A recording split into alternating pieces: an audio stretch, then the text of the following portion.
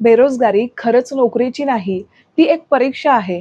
बेरोजगारी तुमचा आत्मविश्वास कसा हिरावून घेते, प्रत्येक महिलेने हा व्हिडिओ पाहायलाच हवा.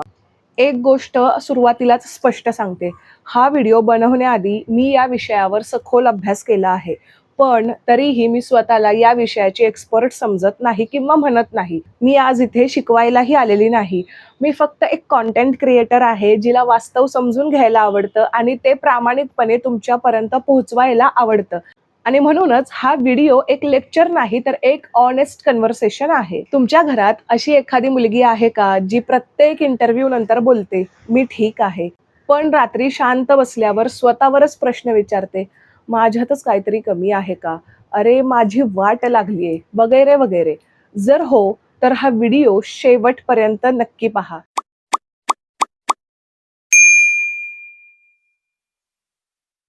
नमस्कार, मी Shweta Shende and welcome to my channel. हा व्हिडिओ स्पेशली महिलांसाठी डेडिकेटेड आहे. पण करिअर घडवू इच्छिणाऱ्या प्रत्येकासाठी तो तितकाच उपयुक्त आहे.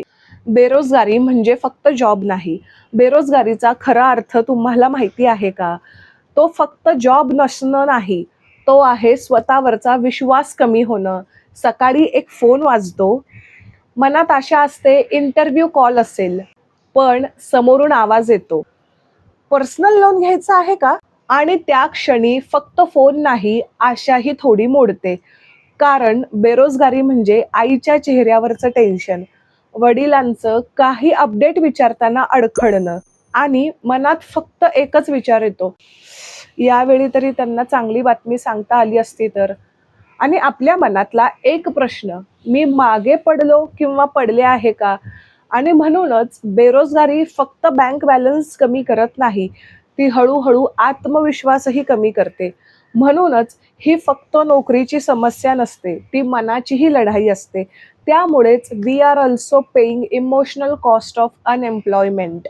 मी तुम्हाला एक सत्य सांगते, आज समस्या फक्त बेरोजगारी नाही, तर स्किल मिसमॅच आहे. आपण सगळे म्हणतो जॉब नाहीत, पण खरं चित्र खरंच वेगळं आहे.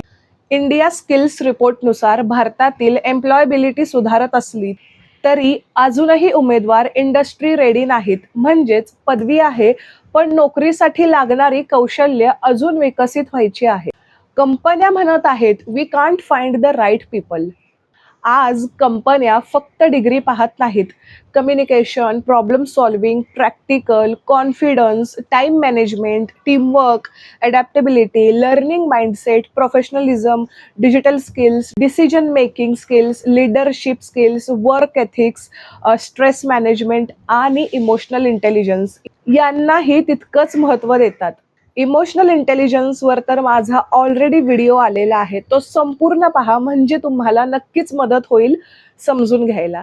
आज अनेक महिलांकडे पदवी असते, पण नोकरीसाठी आवश्यक असलेली कौशल्ये, communication, confidence, problem solving, practical skills आणि डिजिटल स्किल्स यांचा पुरेसा विकास झालेला नसतो. त्यामुळे बेरोजगारी ही केवळ नोकऱ्यांची कमतरता नसून कौशल्यांमधील अंतर म्हणजेच स्किल गॅप देखील असू शकतो, असं मला वाटतं. आणि म्हणजे समस्या दोन बाजूंनी आहे. एकीकडे जॉब सीकर्स आणि दुसरीकडे कंपनीज. आज अनेक कंपन्या एकच गोष्ट सांगतात, कॅन्डिडेट्स आहेत, पण योग्य स्किल असलेले कॅन्डिडेट्स कमी आहेत. हीच स्किल मिसमॅचची खरी समस्या आहे. म्हणजे प्रश्न फक्त नोकऱ्यांचा नाही, तर उद्योगांना हवी असलेली कौशल्ये विकसित करण्याचाही आहे. एक छोटं उदाहरण सांगते. दोन बहिणी, एकाकडे फक्त डिग्री आणि दुसरीकडे डिग्री डिग्री प्लस स्किल. पहिली म्हणाली जॉब मिळेलच, पण दुसरी म्हणाली मी काहीतरी शिकते. आणि 2 वर्षांनी पहिली अजूनही तयारीत आहे, तर दुसरी वर्क करत होती, म्हणजेच ऑफिसला जात होती. म्हणूनच लक्षात ठेवा, डिग्री तुम्हाला इंटरव्ह्यू पर्यंत नेते आणि स्किल तुम्हाला जॉब देतो. तर काय, युनिकनेस महत्वाचा आहे. पण खरी लढाई इथे सुरू होते. इंटरव्ह्यू मध्ये नाही, तर मनात. एक रिजेक्शन, 2 रिजेक्शन, 10 रिजेक्शन आणि हळूहळू मन बदलतं. कदाचित मी योग्य नाही, कदाचित माझ्यातच काहीतरी कमी आहे, इतरांच्या तुलनेत मी योग्य नाही. रोज रिझ्यूम पाठवणं, रोज वाट पाहणं, रोज नकार ऐकणं, यामुळे मन इतकं थकतं की साधे साधे निर्णय घेणं सुद्धा कठीण वाटू लागतं. मानसशास्त्रात याला डिसिजन फॅटिग म्हणतात. म्हणजेच सततच्या नकारांमुळे मन इतकं थकतं की साधे निर्णयही घेणं अवघड वाटू लागतात. आणि यालाच कंपॅरिझन ट्रॅप सुद्धा म्हणतात. ते कसं मी पुढे सांगते. सतत अपयश आलं की काही लोक प्रयत्नच करणं थांबवतात, कारण त्यांना वाटू लागतं काहीही केलं तरी काहीच बदलणार नाही. पण हे वास्तव नाही. ही निराशेने तयार केलेली भावना असते. आणि इथेच सोशल मीडिया अजून जास्त हर्ट करतं. कोणी फर्स्ट सॅलरी पोस्ट करतं, कोणी ऑफिस फोटोज, आणि आपण मीच मागे राहिले असा विचार करत बसतो.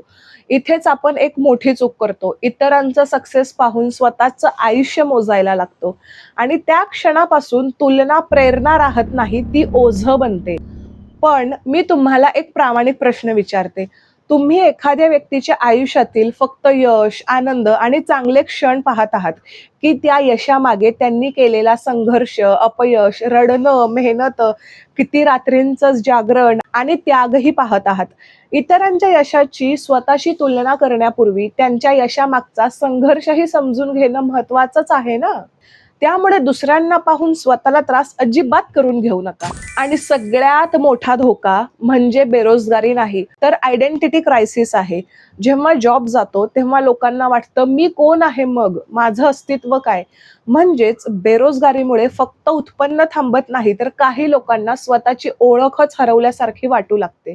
पण खरी गोष्ट अशी आहे, जॉब तुमचं काम डिफाईन करतं, तुमची किंमत नाही. तुमच्या खात्यात किती पैसे आहेत यावर तुमची किंमत अजिबात ठरत नाही. Self worth versus net worth असं काही नसतं. Try to understand. माणूस म्हणून तुमची किंमत त्यापेक्षा खूप मोठी असते. तुमची किंमत ठरते तुमच्या माइंडसेटवर, तुमच्या लर्निंगवर आणि पुन्हा उभं राहण्याच्या क्षमतेवर. आता मी तुम्हाला एक महत्वाची गोष्ट सांगते. बदल जॉब मिळाल्यावर होत नाही, तो माइंडसेट बदलल्यावर सुरू होतो. उदाहरणासहित सांगते. एक मुलगी होती, जिला अनेक रिजेक्शन मिळाले. ती रोज रिझ्यूम अपडेट करत होती, पण एक दिवशी तिने प्रश्नच बदलला. मला जॉब का मिळत नाही, त्याऐवजी मी अशी कोण बनू शकते, किंवा माझ्यात मी काय क्वालिटी जाणू शकते जिची गरज कंपनीला भासेल. आणि तिथेच बदल सुरू झाला. कारण करिअर रिझ्यूमवर बनत नाही, तो स्किल प्लस माइंडसेटवर बनतो. जसं की मी आधीही सांगितलं, uniqueness is always very important. आता एक प्रॅक्टिकल गोष्ट. जर तुम्ही जॉब शोधत असाल तर फक्त जॉब शोधू नका, प्रॉब्लेम्स देखील शोधा. कारण इन्कम जॉब मधून नाही, तर व्हॅल्यू मधून येते. अजून सोप्या भाषेत समजावून सांगते.